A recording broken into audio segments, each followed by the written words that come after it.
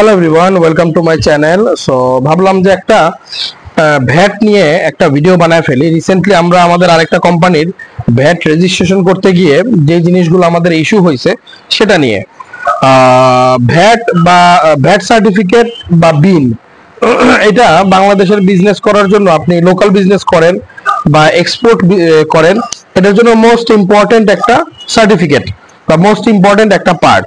আপনি বিন certificate, VAT certificate অথবা বিন বাদে আপনি এক্সপোর্ট করতে পারবেন না, বা আপনি বাংলাদেশে লোকাল বিজনেস করতে গেলেও বিভিন্ন ধরনের সমস্যায় পড়তে হবে। কারণ অ্যাজ এ বাংলাদেশি অথবা অ্যাজ এ কোনো দেশের নাগরিক হিসেবে ভ্যাট দেওয়া, এটা প্রত্যেকটা দেশের হক, দেশের রাজস্ব হক বা আপনার একটা কর্তব্যের মধ্যে পড়ে যায়। যদিও আমরা যারা এক্সপোর্ট করি, আমাদের ভ্যাটের থেকে বেশি আমাদের ইনকাম ট্যাক্সটা বেশি দিতে হয়, কোম্পানির এগেইনস্টে অথবা পার্সোনাল ইনকাম ট্যাক্স বেশি দিতে হয়, তবুও ভ্যাট প্রত্যেক মাসে রিটার্ন জমা দেওয়াটা এটা ফরজের মতো বলতে গেলে, মানে খুবই ইম্পর্টেন্ট একটা পার্ট একটা বিজনেসের জন্য। সো রিসেন্টলি আমরা আরেকটা লাইসেন্সের জন্য আমরা যখন ভ্যাট করতে যাই, তো ভ্যাট করতে গিয়ে তারা আমাদেরকে কয়েকটা জিনিস চায়।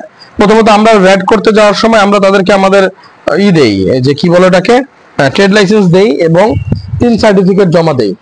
তো ট্রেড লাইসেন্স আর টিন সার্টিফিকেট জমা দেওয়ার পরে তো তারা বললো যে ভাই দেখেন, আসলে হাত দিয়ে করতেছি, তো তারা বললো যে দেখেন, শুধু ট্রেড লাইসেন্স এবং টিন সার্টিফিকেট আগে দিলে হয়ে যেত, আগে ভ্যাট করাটা সহজ ছিল। এটা আমিও জানি, কারণ আমার মনে আছে 2019-এ যখন আমি আমাদের সমস্ত কোম্পানি নতুন করে ফর্ম করি, রায়হান এন্টারপ্রাইজ থেকে ভুই এন্টারপ্রাইজ বানাই বা ভুই এন্টারপ্রাইজ নতুন করে ফর্ম করি, তখন জিনিসগুলো অতটা কঠিন ছিল না। ফার্স্ট ট্রেড লাইসেন্স করি, টিন আমার আগেই ছিল, এই দুটো দিয়ে আমি ভ্যাট করে ফেলি। বাট রিসেন্টলি যেটা দেখতে পেলাম, যে তাদের কাছে যখন গেলাম, তারা বলল যে ভাই, ট্রেড লাইসেন্স টিন সার্টিফিকেটের সাথে আপনার যেই ব্যাংকে অ্যাকাউন্ট করছেন সেই ব্যাংক থেকে একটা ব্যাংক সলভেন্সি সার্টিফিকেট লাগবে, এটা মাস্ট। যে ব্যাংকে অ্যাকাউন্ট করছেন থেকে একটা ব্যাংক সলভেন্সি সার্টিফিকেট লাগবে। তো ব্যাংক সলভেন্সি ছাড়া আমরা ভ্যাট সার্টিফিকেট দিতে পারবো না। তো পরবর্তী দেখলাম যে আচ্ছা ঠিক আছে, তাহলে ভ্যাট বা বিনের জন্য ব্যাংক সলভেন্সি দরকার। তখন আমরা আমাদের যে কোনো একটা এক্সপোর্টের জন্য যেই ব্যাংকে থেকে আমরা এক্সপোর্ট করব সেই ব্যাংকে গেলাম, সেই ব্যাংকে গিয়ে আমাদের ট্রেড লাইসেন্স টিন সার্টিফিকেট জমা দিলাম। তারপর ওখানে ব্যাংকের অ্যাকাউন্ট করলাম, ব্যাংকের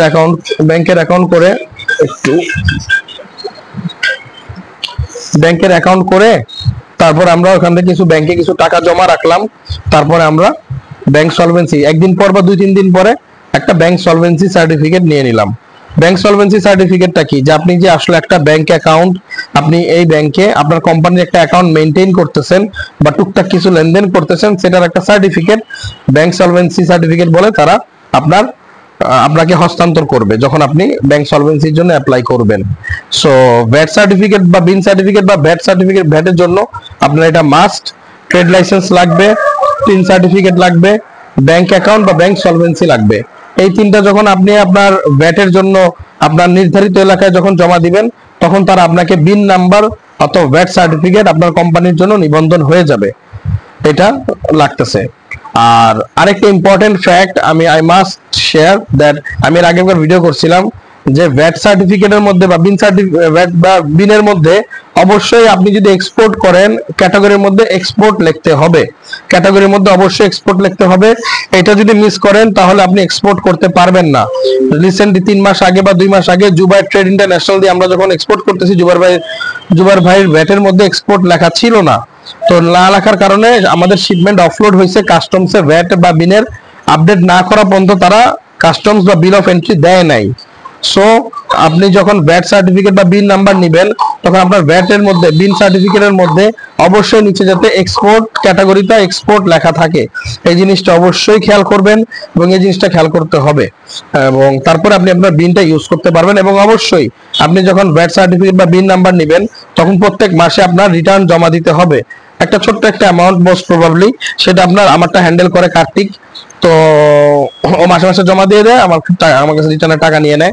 সো এটা খুবই খেয়াল রাখবেন যে প্রত্যেক মাসে আপনি রিটার্ন জমা দিতেছেন কিনা এবং রিটার্নের সার্টিফিকেটটা নিচ্ছেন কিনা। তো এখন গেল ট্রেড লাইসেন্স, টিন, ভ্যাট, এরপরে যখন আপনি ভ্যাট করার পরে আপনি ইআরসি করতে পারবেন। ইআরসি আপনি অ্যাসোসিয়েশনের আগে ইআরসি পারবেন না, ভ্যাট করার পরে অ্যাসোসিয়েশন করবেন, অ্যাসোসিয়েশনের পরে ইআরসি আপনি করতে পারবেন।